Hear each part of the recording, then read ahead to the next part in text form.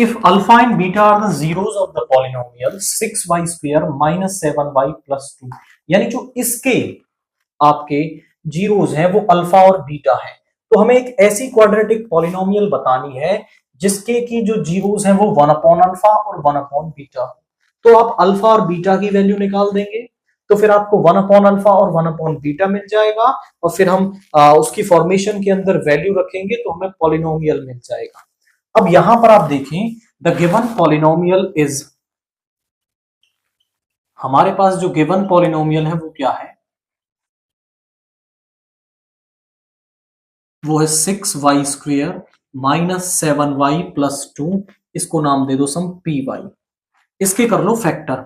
इस py के factor कैसे हो जाएंगे, हमें ऐसे दो नंबर्स चाहिए जिनका प्रोडक्ट तो 12 हो एंड ऐड करने पर -7 आए, तो -4 और -3 वो नंबर है। यहाँ पे आ जाएगा 6y स्क्वेयर माइनस का 4y माइनस का 3y प्लस में 2, तो यहां से आप 2y कॉमन ले लेंगे तो यहाँ पे आ जाएगा 3y माइनस 2, यहां से -1 कॉमन ले लेंगे तो 3y माइनस 2, दोनों में से 3y माइनस 2 कॉमन लिया जा सकता है, तो यहां पे आ गया आपका 2y minus 1। For zeros of polynomial हम क्या करेंगे,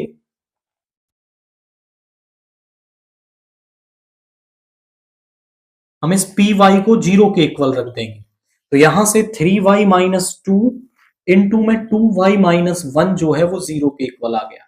अब या तो ये वाली टर्म, दो टर्म्स का प्रोडक्ट 0 तभी हो सकता है जब या तो 3y माइनस 2 0 होगा या फिर आपका 2y माइनस 1 0 होगा। तो यहां से तो y आ गया 2/3, इसको नाम दे दो अल्फा, और यहां से y आ गया 1/2, ये आ गया बीटा। तो अल्फा और बीटा मुझे मिल गए। अब मुझे 1 अपॉन अल्फा और 1 अपॉन बीटा निकालने हैं। 1 अपॉन अल्फा की जो वैल्यू है वो क्या हो जाएगी, 1 upon alpha is equal to 1 upon 2/3, ये 3 ऊपर चला जाएगा 3 अपॉन 2, तो ये इस 1 अपॉन अल्फा को मैं थोड़ी देर के लिए नाम दे रहा हूं अल्फा डैश।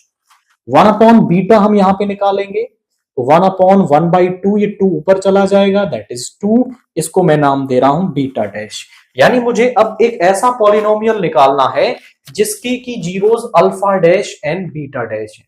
अब किसी भी पॉलिनोमियल को निकालने के लिए मुझे दो चीजों की रिक्वायरमेंट होती है, एक तो सम ऑफ जीरोस और एक प्रोडक्ट ऑफ जीरोस। तो एक बार तो मैं इन दोनों का सम निकाल देता हूं, alpha dash plus beta dash यानी 3/2 प्लस में 2, यहां पे हो जाएगा 3 प्लस 4/2 यानी कि 7/2, एंड प्रोडक्ट ऑफ जीरोस निकालोगे तो 3/2 इंटू में 2, यहां पे आ गया 3। तो अब जो पॉलिनोमियल निकालना है वो क्या हो जाएगा, सो पॉलिनोमियल इज गिवन बाय, जो पॉलिनोमियल है वो कैसे मिल जाएगा, पॉलिनोमियल इज गिवन बाय, वो मिलेगा हमें यहां से k इंटू में px is equal to k into में x square minus sum of zeros into में x प्लस में product of zeros.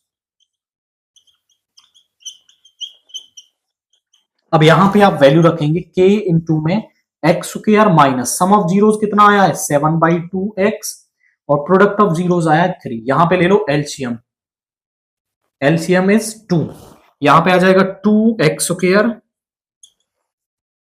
Minus 7x plus में 6, और यहां पे आ गया k/2 इंटू में 2x square minus 7x plus 6।